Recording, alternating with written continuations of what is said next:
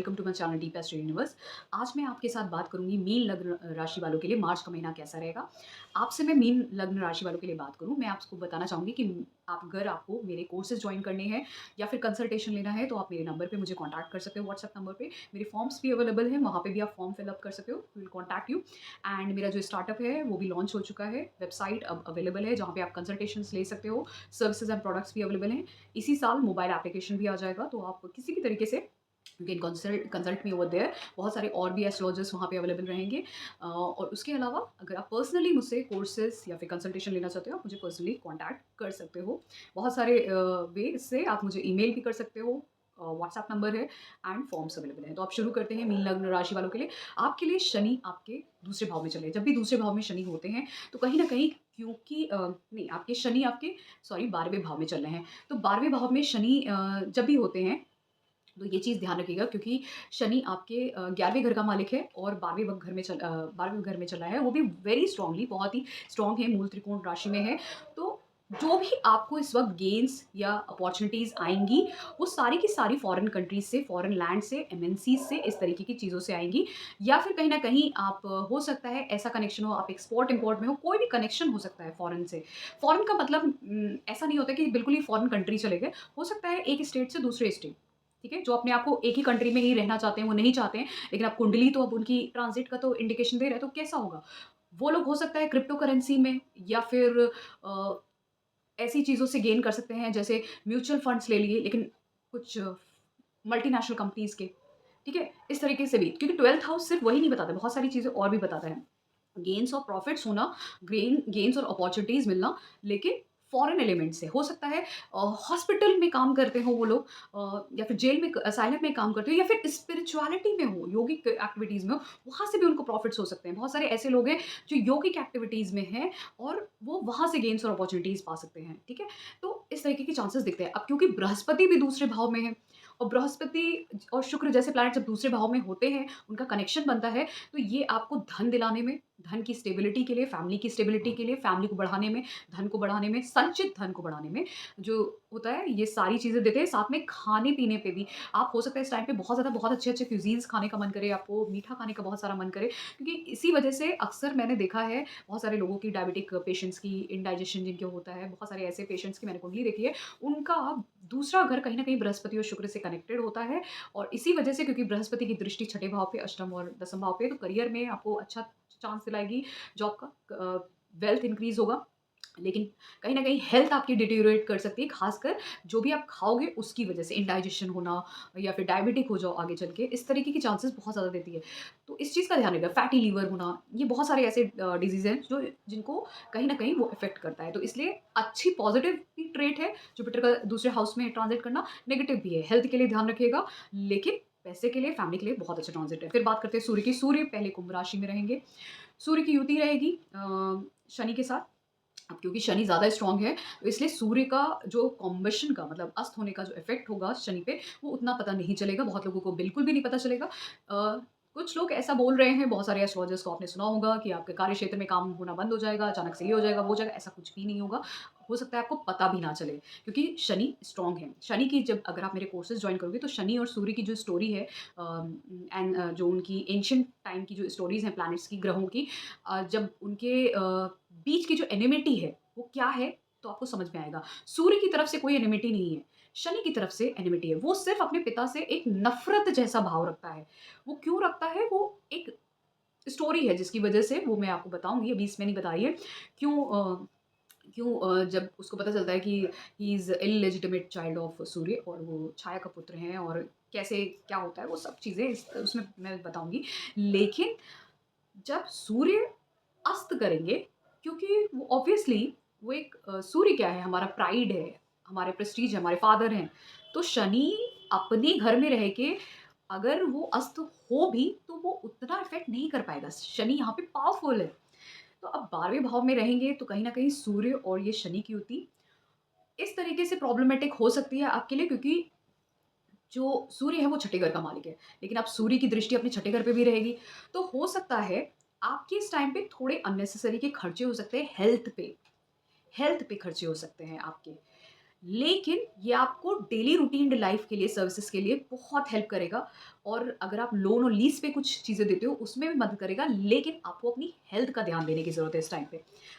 और दूसरी चीज़, जब यही सूर्य मीन राशि में जाएगा 14 मार्च को, तो वहाँ पे सूर्य क्योंकि अपने से अष्टम भाव में जाएगा, पहले भाव में, तो ये ध्यान रखिएगा कि क्योंकि अपने से अष्टम भाव में जा रहा है, तो कहीं न कहीं हो सकता है आपको आपको खुद को कुछ हो सकता है हेल्थ इश्यूज़ वो दे दे, ठीक है?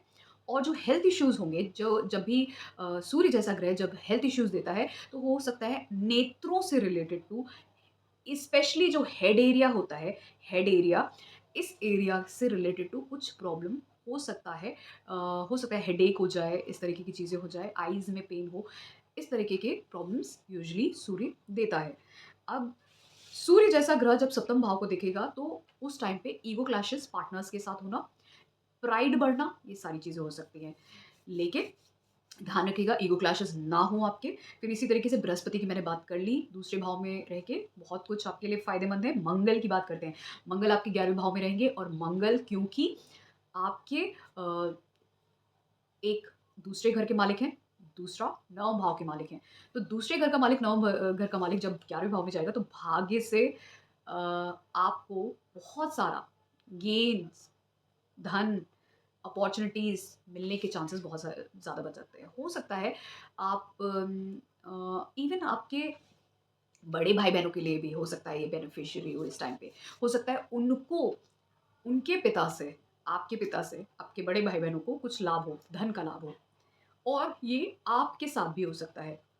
आपका सोशल नेटवर्क जो होगा, वो इस टाइम पे कहीं न कहीं हो सकता है, आप एक नोटिस करो कि आप कहीं ट्रैवल करने गए, कहीं गए, हो सकता है इस टाइम पे आपका सोशल नेटवर्क बढ़े या सोशल नेटवर्क में कुछ आप ऐसा करो कि अ, आप उस तरीके से लाइमलाइट में आओ, मतलब ज़्यादा लोगों के बीच में आओ, सोशल नेटवर्क पे आओ, इस तरीके से हो सकता है। मतलब आपके आस-पास के लोग आपको जाने और किसी वजह से या आपका ग्रुप बढ़े, इस तरीके के चांसेस बनते हैं या फिर आपके फ्रेंड्स आपकी किसी चीज़ में मदद करें, इसके भी चांसेस बनते हैं।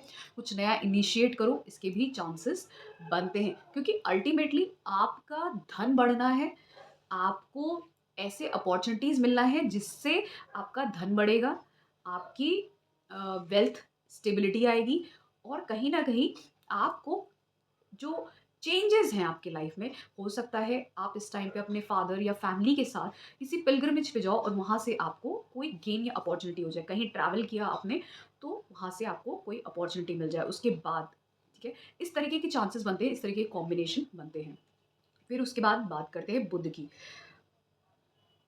क्योंकि मंगल उसके बाद फिर मंगल जो है वो कुंभ राशि में जाएगा। कुंभ राशि में ये 12वें भाव में जाएगा और ये शनि के साथ युति करेगा 15 मार्च को।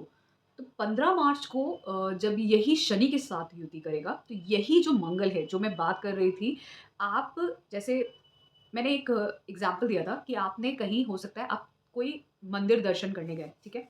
ऐसा हो सकता है आपके साथ, अगर इसकी महादशांतर या पितंतर है। आप मंदिर दर्शन गए गए, कोई तीर्थ स्थल गए, आपका लक एक्टिवेट हो गया, भाग्य एक्टिवेट हो गया इस टाइम पे और आपको कोई गेम्स या अपॉर्च्युनिटीज़ आई, आपके पास कोई अपॉर्च्युनिटी आई किसी चीज़ की। तो उसके बाद का जो ट्रांज़िट है, वो ये दिखाता है क्योंकि आपके सबसे स्ट्रॉन्गली ट्रांज़िट जो दिख रहे हैं, वो ये बता रहे हैं कि कहीं न कहीं आपको टाइम टू टाइम एक्टिवेट होता रहेगा, आपको फ़ॉरेन जाने का, शिफ्ट होने का, वहाँ से धन कमाने का आपके लिए चांसेस बनते रहेंगे। मतलब ऐसी अपॉर्च्युनिटीज़ आती रहेंगी, जहाँ पे आप वेल्थ फ़ॉरेन करेंसी में या फिर कुछ फ़ॉरेन एलिमेंट हो, आपके लिए दूर हो, इस तरीके की चीज़ें बनती रहेंगी। जैसे उसके अलावा भी मैंने और एग्ज़ाम्पल दिए, अलग-अलग लोग अलग-अलग तरीके से 12th हाउस से कनेक्टेड हो सकते हैं, हॉस्पिटल से भी कनेक्टेड हो सकते हैं, जेल उसमें काम कर रहे हो या फिर किसी योगिक एक्टिविटीज़ में हो, इस तरीके से भी कनेक्शन हो सकता है। लेकिन आपका कुछ ऐसा एक्टिवेशन होगा और वो टाइम टू टाइम जब तक कि सैटर्न और जुपिटर का इस तरीके का कॉम्बिनेशन है, होता रहेगा। तो अभी एक एक्टिवेशन ये हो रहा है। आप हो सकता है एक शॉर्ट डिस्टेंस पिलग्रिमेज पे जाओ या फिर एजुकेशन के लिए, हायर एजुकेशन के लिए आपको अचानक से अपने फ्रेंड सर्कल से कुछ अपॉर्च्युनिटी मिले और फिर उसके बाद आप उसके लिए ट्रैवल करो टू फॉरेन प्लेस, ठीक है? ये हो सकता है फॉरेन कंट्री या डिफरेंट प्लेस, डिफरेंट स्टेट। और क्योंकि इसकी युति होगी मंगल की शनि के साथ, तो कहीं न कहीं इस चीज़ का ध्यान रखिएगा कि जब भी, क्योंकि ये भाग्य स्थान का भी मालिक है, ये ट्रैवल का भी है, हायर एजुकेशन का भी है, पिता का भी है। तो क्योंकि शनि के साथ युति होगी और शनि अपनी ही राशि में है, जब भी कोई ग्रह किसी राशि में ट्रांज़िट करता है और उसी राशि का ग्रह वहाँ पे बैठा होता है, तो ये एक स्ट्रॉन्ग कॉम्बिनेशन बनता है। तो ये पॉज़िटिव वे में ही बिहेव करेगा। तो जो भी आपका इस टाइम पे अगर किसी वजह से लॉस होता है, मतलब आपका हो सकता है कि आपका सेपरेशन हो, फैमिली से सेपरेशन हो या फादर से सेपरेशन हो या किसी तरह का मनी का लॉस हो, तो वो जो भी होगा वो सब कुछ पॉजिटिव वे में होगा, मतलब अच्छे वे में होगा, ना कि नेगेटिव वे में होगा। तो इस चीज़ का ध्यान रखिएगा। तो ये जो भी होगा, ये कॉम्बिनेशन अच्छा बन रहा है आपके लिए, ये अच्छा ही एक्ट करेगा। ये कहीं से भी आपको खराब रिज़ल्ट नहीं देगा, ठीक है? इस चीज़ का ध्यान रखिएगा। और एक चीज़ बस ये हो सकता है, क्योंकि मंगल एक एनर्जी है, ठीक है?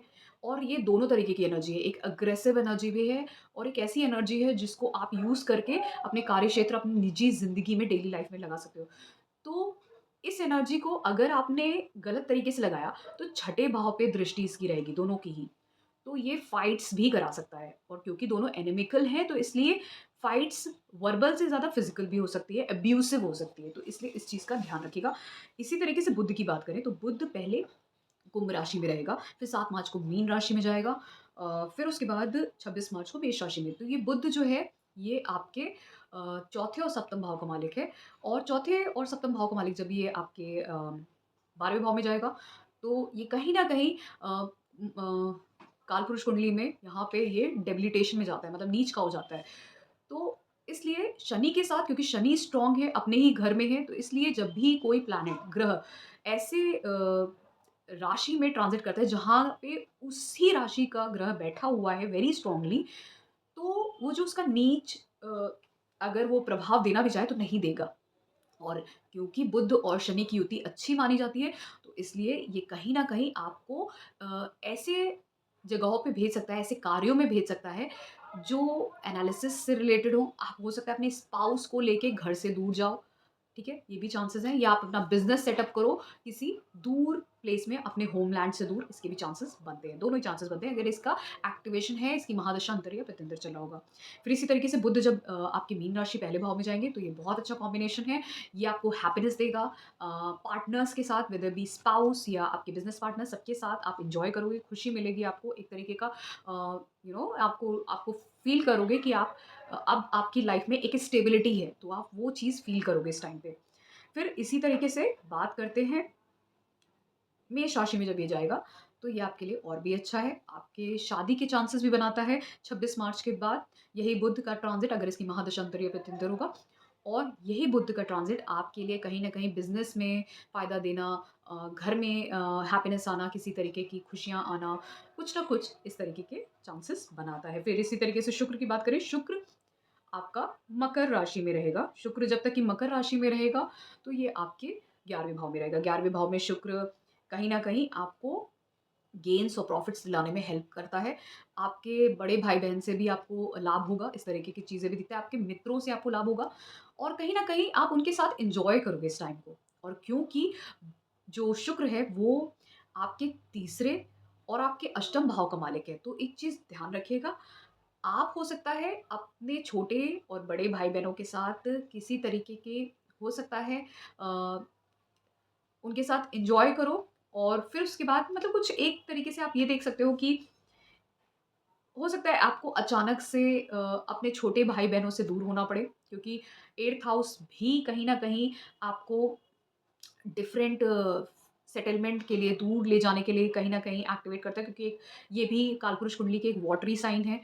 तो इसी तरीके से जो तीसरा भाव की जो राशि है, वो और जो वृषभ राशि है उसका जो लॉर्ड है, वो जब वो 11वें भाव में जाएगा, तो कहीं न कहीं आपको छोटे भाई-बहनों से भी लाभ हो सकता है, या आपके अपने परिश्रम और मेहनत से आप कहीं आपको लाभ हो, कहीं जाओ, कुछ नया शुरू करो, तो इसका भी लाभ हो सकता है। आपके बड़े भाइयों को, आपके मित्रों को इस तरीके से लाभ के चांसेस दिखते हैं। आपको भी, आपके बड़े भाई-बहनों के भी इस तरीके से चांसेस दिखते हैं और साथ में ये कहीं न कहीं एक बदलाव भी लाएगा आपके जीवन में, कुछ ना कुछ बदलाव ज़रूर होगा। वो बदलाव अच्छे भी हो सकते हैं, बुरे भी हो सकते हैं, पर क्योंकि ये शनि की राशि है और शनि उच्च का है इस वक़्त, तो इसलिए ये बदलाव आपके जीवन में जो आ रहे हैं, जो ट्रांसफ़ॉर्मेशन आ रहे हैं, थोड़ा-सा हो सकता है आपको ट्रबल क्रिएट करे, आपको लग रहा हो कैसे सिचुएशन हैंडल होगी, लेकिन ये आपके लिए बदलाव बहुत अच्छे हैं, बहुत अच्छे-अच्छे चेंजेज़ आ रहे हैं आपके जीवन में। तो इस तरीके से दिखता है।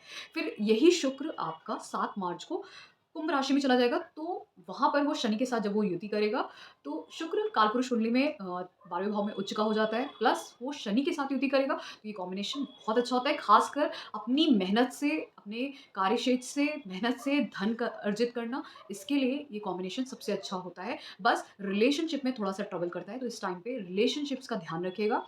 तो ज़्यादा कुछ नहीं है, इतना भी प्रॉब्लमैटिक नहीं है, ये बहुत अच्छा है। खर्चे करवा सकता है लेकिन अच्छी चीज़ों में, लग्ज़रियस चीज़ों में। आप खुद अपने लिए ट्रैवल के लिए कहीं घूमने के लिए, अपने लिए खुद फॉर योर ब्यूटिफिकेशन आप कुछ भी खर्च कर सकते हो। आप अपने लिए एक्सेसरीज़, गैजेट्स बाय कर सकते हो, ट्रैवल के लिए आप खर्चे कर सकते हो। इस तरीके के चांसेस बनते हैं। फिर राहु आपके पहले भाव में, केतु आपके सप्तम भाव में है, तो आपका पूरा ध्यान आपके अपनी तरफ है, अपनी ग्रोथ पे, अपने ऊपर फ़ोकस्ड हो। आपका जो ध्यान है वो दूसरों पे इस टाइम पे बिल्कुल नहीं है, आप सिर्फ़ अपने ऊपर ध्यान कर रहे हो। लेकिन क्योंकि ये ट्रांज़िट आपका कहीं न कहीं ये बता रहा है कि आपको ये करना ही चाहिए, आपको अपने ऊपर फ़ोकस करना चाहिए for your family and money stability, इसलिए आपको अपने ऊपर ध्यान देना चाहिए। बट अपनी हेल्थ का भी ध्यान देना चाहिए क्योंकि जुपिटर दूसरे भाव में बैठ के आपकी हेल्थ को खराब इसलिए कर सकता है क्योंकि ईटिंग हैबिट्स बिगड़ जाती हैं ऐसे लोगों की, तो हेल्थ बिगड़ जाती है। लेकिन ये ट्रांज़िट आपको अपने ऊपर फ़ोकस करने के लिए कह रहा है। तो ये था मेरा एनालिसिस मार्च का फॉर मीन लग्न राशि मतलब पाइसेस लग्न राशि वालों के लिए। अगर आपको ये पसंद आया है so please do subscribe to my channel the best universe. धन्यवाद।